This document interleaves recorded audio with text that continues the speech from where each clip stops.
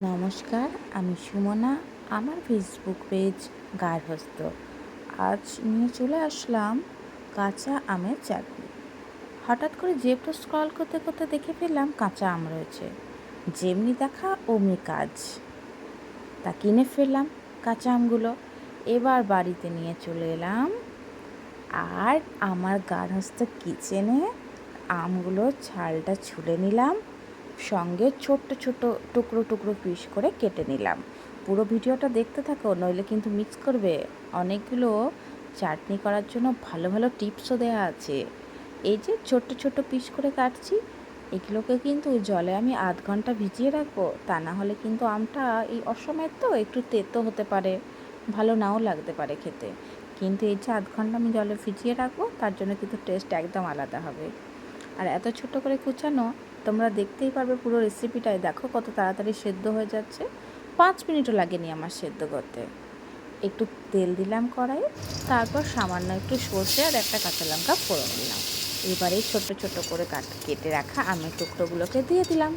ব্যাস একটু নাড়াচাড়া করেই সামান্য একটু হলুদ এবং সামান্য একটু নুন দিয়ে দিলাম। দেখো এই ভাজতে ভাজতেই কিন্তু হয়ে গেছে, বুঝতেই পারছো আশা করি কত তাড়াতাড়ি এটা সেদ্ধ হয়ে যাচ্ছে। এবার কিন্তু আমি কাঁচা লঙ্কাগুলো তুলে নিলাম, না হলে কিন্তু আর ভালো লাগবে না। এবার পরিমাণ মতো চিনি দিয়ে দিলাম। চিনিটা একটু নাড়াচাড়া করলেই দেখো পুরো গলে গেছে আমটা। এবার একটু জল দিলাম, মনে হলো আর একটু জল লাগবে, তাই আবারও একটু জল দিলাম। জল দিয়ে নাড়াচাড়া করতে দেখো চাটনিটা পাতলা হয়ে গেল। আচার আর চাটনি কিন্তু এক নয়, তফাৎ আছে। আচারের যে টাইটনেসটা সেটা ভীষণ হবে।